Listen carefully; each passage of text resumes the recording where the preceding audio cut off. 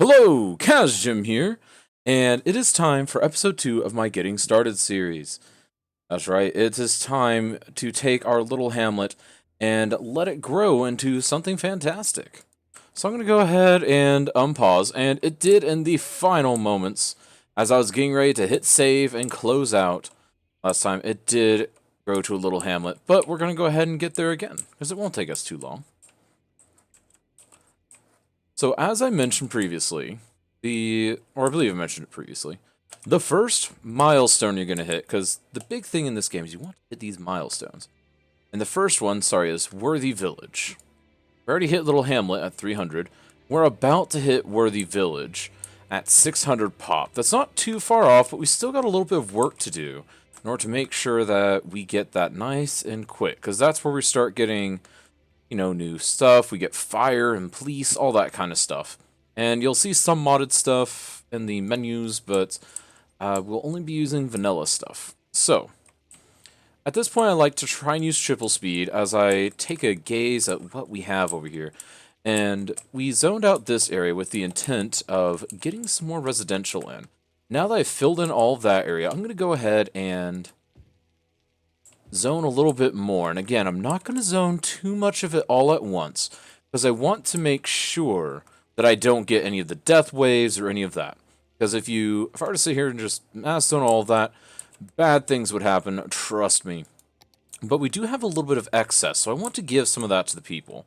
And you typically, if you're just playing with vanilla settings, you only have access to one of the medical clinics. They're basically the same thing.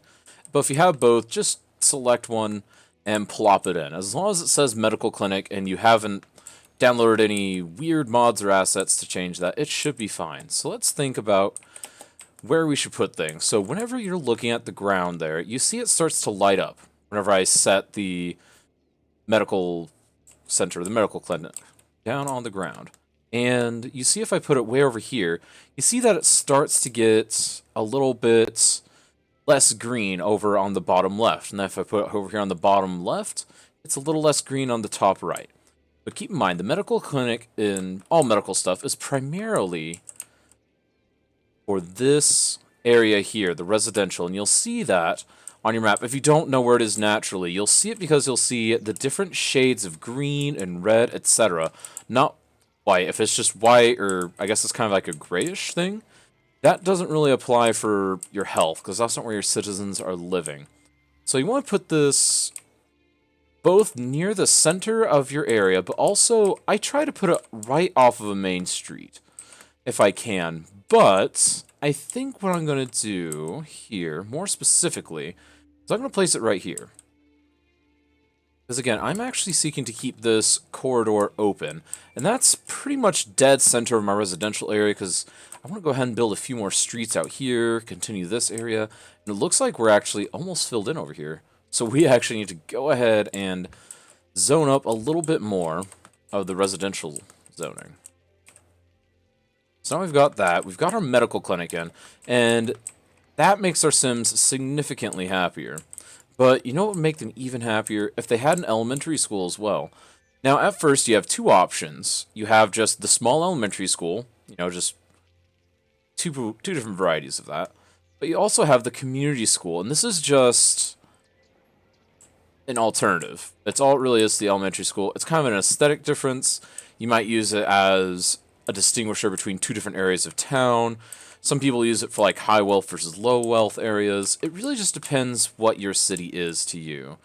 And I'm going to go with this elementary school, and I'm going to place it, it has the same kind of rules as the medical stuff, except this one really only has benefits, not mostly benefits, only benefits the residential areas. And you want to make sure that education is a thing in your town early on, otherwise, and just the high-level industries, the offices, they will not want to come in, because they don't want idiots. They want people that went to school, went and did everything correctly. So, now we are educating the idiots among us. It should all be fine. And now, the third thing we need to think about, garbage. So, you have two options off the bat for garbage. Because again, once you get Hamlet, you get the elementary schools, you get medical, and then you also get garbage. Garbage is actually the most important one. I didn't place it first because it's actually a bit more in depth. So you actually have two fairly unique options. You have the landfill and you have the recycling center. And more often than not, you're going to be stuck with the landfill due to budgetary concerns. And that's part of the reason why I went ahead and placed those two first, because I knew I wouldn't have enough for the recycling center anyways. This is something that a lot of people will see when they try to place things. So what I'm going to do is I'm actually just going to take my landfill, and I'm going to place it in an area that isn't going to be too obscene, not going to offend too many people, but it also needs to have good access to roads, because if you don't have good road access to your landfills or your dumping sites, then you're not going to have a good time. Things are not going to go well for you because your citizens will start revolting because their shoes are going to start stinking as they walk through your muddy, stinky, poop-filled streets. So let's find just the right place for this. And I actually think, looking at this, one of the best places would actually be right here in the heart of the industrial area for now. Because we'll eventually spread out, we'll put things in different places, but for now, this would appear to be one of the better spots. And I'm thinking just for efficiency, if we place it here, we should be in good shape. There we are. And now, that garbage truck is going to happily drive all around the town, and he's going to pick up all the garbage. And they don't need to pull in anywhere, like ambulance would need to. They basically just, as they drive by, will organically pick up the garbage. So he's picking up these guys' garbage. He doesn't have to pull in. He has to stop in front of the house, and that's about it. Later on in the game, they'll actually get to the point where they just drive continuously. And that's actually kind of a neat thing. So for now, we just need to keep zoning and keep growing. Let me go ahead and make it daytime. I'm doing this with the Ultimate Eye Candy mod. You can disable day-night cycle if you want, but I'm doing this purely so that we can see it here on YouTube. Alright, so now I need to figure out where I'm going to zone. So keeping in mind that this is going to be a road that comes down here, because again, with our kind of master plan, this is kind of a small area to start out with. But it shouldn't be too big of a problem for us. I think this is going to go just well. Just fantastic. So now we come on over here. And let's pull it on back. Like so. And like so. There we are. Alrighty.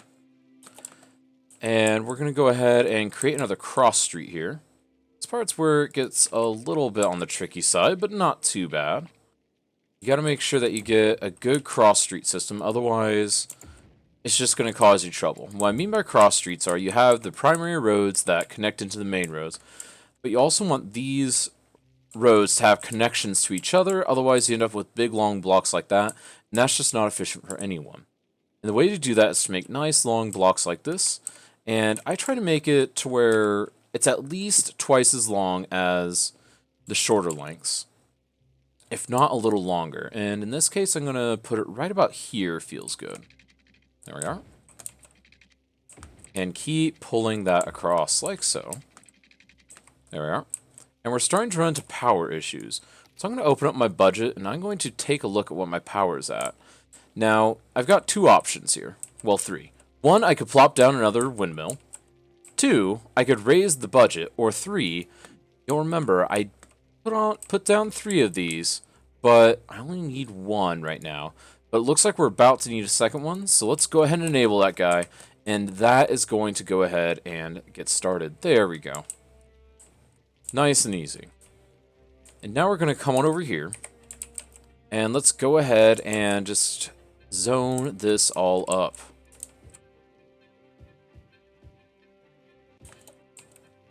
Now, I just did something that I heavily discourage, which is mass zoning, but I'm confident I can handle it, and if not, then it'll be a good lesson.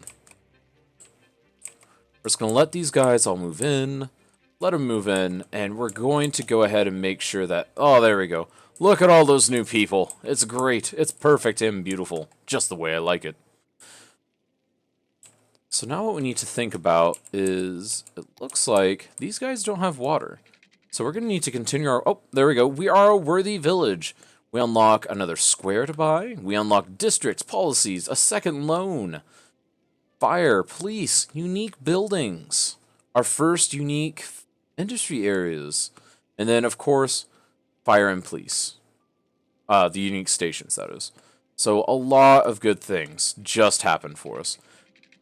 But for now, we need to lay down more pipes. Let's go ahead and do that. And like so. There we go. So we are a worthy village. Now let's take a look at what the next milestone is. The next milestone will be taking our worthy village and turning it into a tiny town, reaching a population of 950. Not too bad. You start unlocking some really good stuff there, parks and whatnot. So that's definitely a goal you want to hit as soon as you possibly can. But right now, what we need to do is we need to start thinking about taking this road down here. Because theoretically, we could stretch this down, but that's just going to make traffic a logistical nightmare after a while. And so what we're going to do, we're going to quickly pause, and then we're going to go ahead and grab this avenue, and we're going to draw it all the way back. And you're going to lose these rocks, and the only way not to lose them is if you have anarchy and you get rid of collisions, but this is a vanilla thing, so we're just going to go ahead, or vanilla-ish, so we're just going to go ahead and get rid of those rocks. And they're going to be a little sad, because that's a high-density road, has the potential to produce a lot of traffic. But if that's the only detriment for them, they will not really care too much. So now what we're going to do is we're going to select this cross street right here. We're going to say you are going to go ahead and connect all the way to this one. So now these folks have a secondary option via this avenue to get over here. And that's going to really start coming in handy when we start thinking about public transportation and distribution of citizens. So let's go ahead and unpause.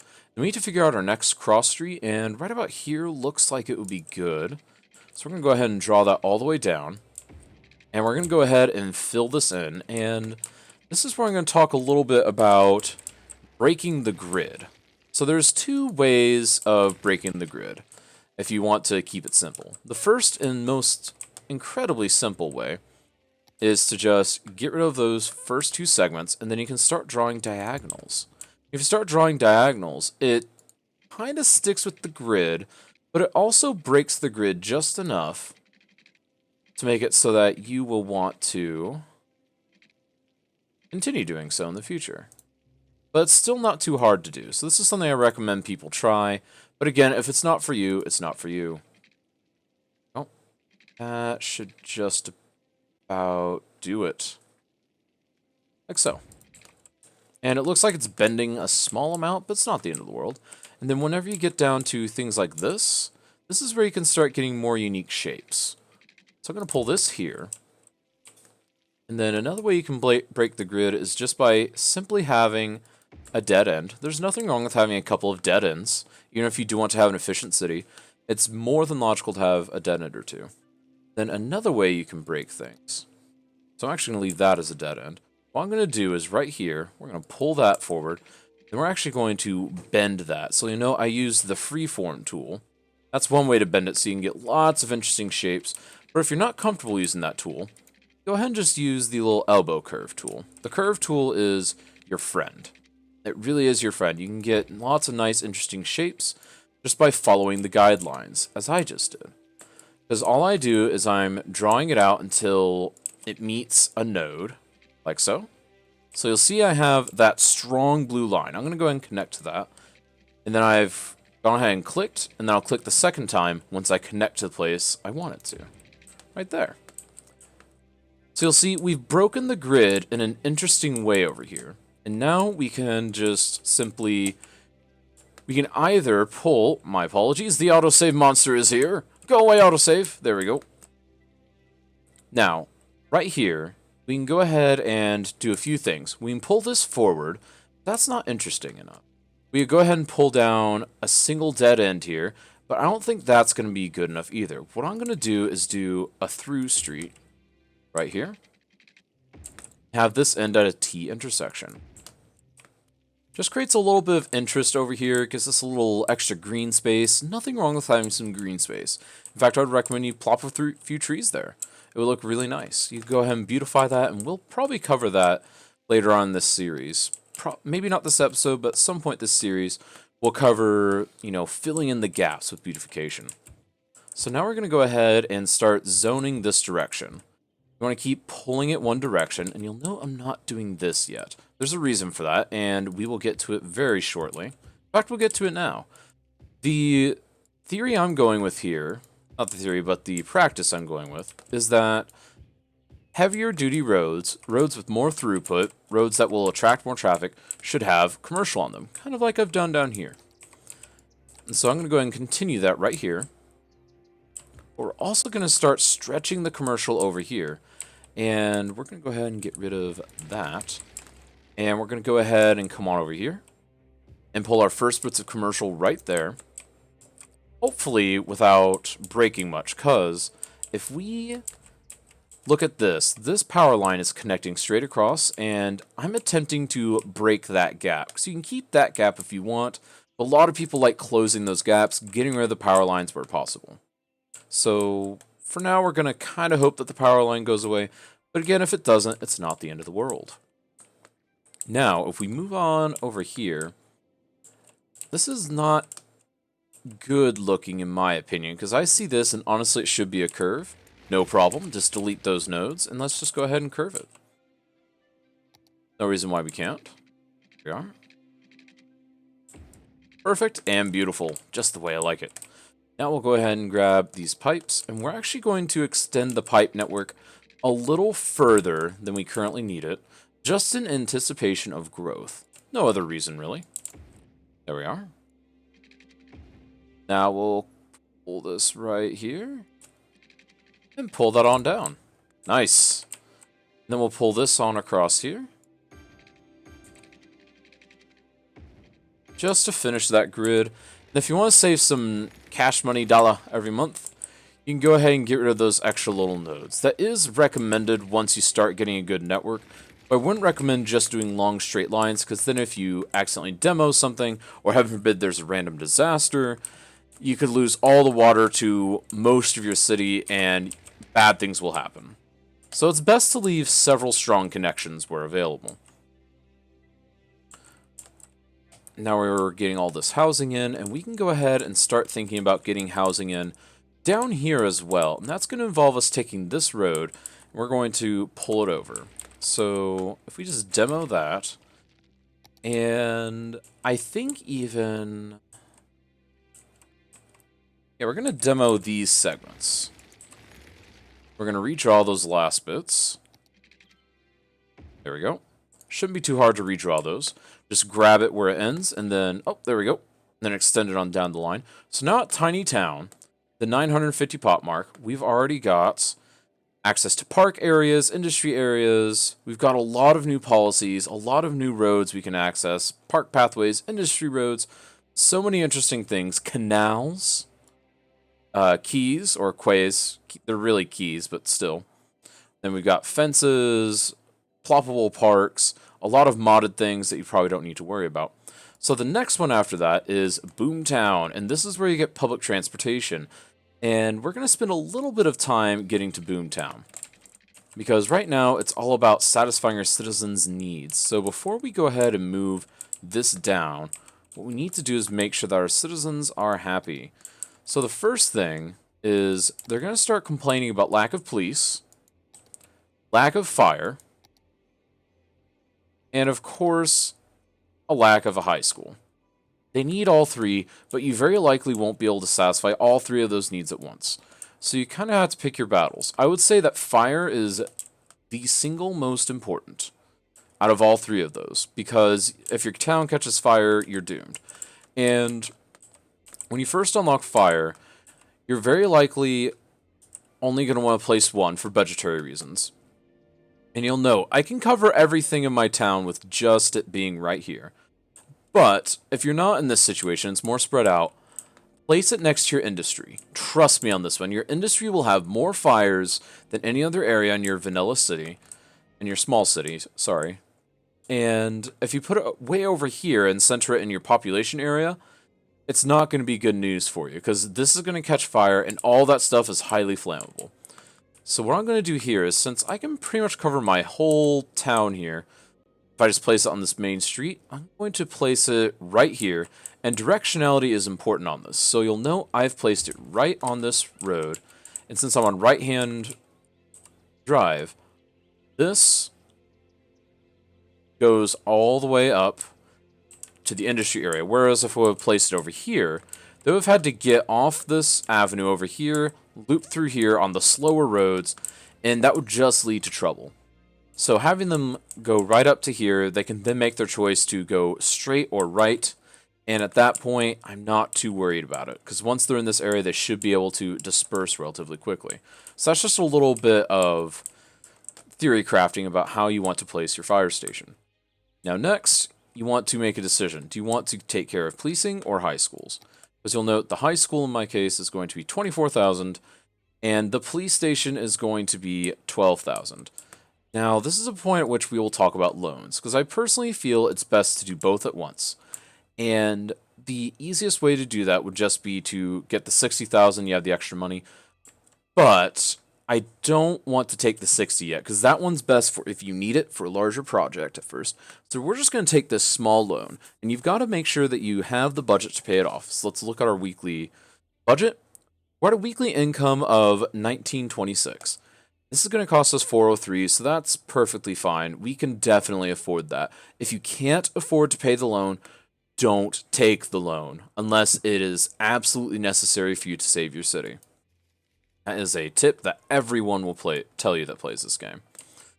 So now, we've got enough money to where we can do both a high school and the police station, both of which are very important. So the high school, you don't have to place it with the same coverage as the elementary school, because you'll note I can place it all the way over here, and it actually covers a good section of what the elementary school does. The general rule of thumb is you can have about 3 elementary schools around a high school that all feed into it. If you keep that in mind and kind of draw a triangle between where you could have 3 of these zones, keeping in mind that the elementary school, its zoning ends there, then this one will go right about here, and then one right about here, and by that point, you're shipping out, though we likely won't get a second elementary school over here. So we're just going to plop this high school kind of in between where the 2 elementary schools will be, and we'll go ahead and place it on this larger plot, right there. There we are, and I've also logically put it in a place where I'm also kind of filling some of the gap. With my larger ploppable buildings like that, I try to fill the zoning gaps, because you'll see there's no zoning right here due to how I built those curves. And this is a clever way of hiding that zoning, when possible. It's not always possible, but when it is possible, it's a fun thing to do. So let's go ahead and place that police station now. Now the police station, kind of the same rules as the fire. They need to be able to get everywhere, but there's no real hotspot for them, so to speak. However, I would just look at your town, see where kind of the crime spots are. Sometimes you'll have one neighborhood that's worse than another, but whenever you're just starting out, it's very likely that everything's going to be roughly the same. So just pick a spot and stick with it. In this case, we're going to place it right here, right next to the fire station, because it makes sense for my town. It won't always make sense for you, but if it does make sense, it does make it easier to place them next to each other. There we are. Now we have our first police station, and we do have a little bit of money left over, which is fantastic, because now we can use that to grow our city a little bit. And one of the first steps to growth at this point of the city is you need to start thinking about your identity of the city. And there's a couple ways to think about the identity of a city. I'm going to go ahead and zone up a little bit of this while we're talking about it. You need to start deciding at this point, are we going to be focusing on industries? Are we going to be focusing on beautification? Are we going to be focusing on just growing a city? These are all decisions we need to start thinking of. And we also need to start thinking a little bit, if can, about public transportation, because we're at the point where we need to start thinking about our city as a whole. So that's something that we'll definitely be thinking about between episodes. What kind of transit are we going to focus on in this city? But before we do any of that, we need to go ahead and upgrade this to a wind turbine. Not upgrade this, we need to turn on this wind turbine.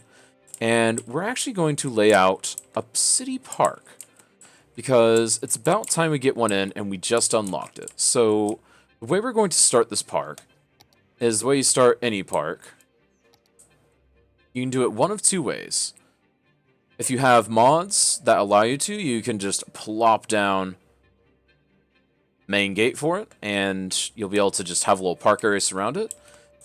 Or sorry, if you've already built a park, you should be able to do that. But if you haven't built a park before, you'll actually have to go to districts, go to paint park area, and you'll need to designate the area that your park is going to cover. Now, this is going to be purely an aesthetic and beauty related park, and I'm going to go ahead and have it right down here. I believe this is going to be a great place for a park, and I think it'll do a lot of good things for us in the future. It doesn't matter if you incorporate some housing into it, though some people prefer not to include them, and some people will actually go back through here, make sure that it's not touching any areas that they don't want it to. That's purely your decision. It's not necessary one way or the other. Both ways have their advantages, though. There we go. Go ahead and pull that across. And now that I've painted a park area, let's go ahead and unpause, let the city run. We can grab our main gate, and both of these main gates do the same thing, except the big one is, well, bigger. So keep that in mind. And we're going to go ahead and place it down. You can see kind of its green radius of effect. That's just kind of the happiness effect that it gives you, yeah, it's the happiness effect it gives you, pretty much. There's a little bit more to it than that, but that's the simplest way to put it. So we're going to go ahead and place it there, and look at that. A level 1 park, and we're going to go ahead and rename this into whatever city this is. Let's see here. Tutorial Island Park. There we go. I love it.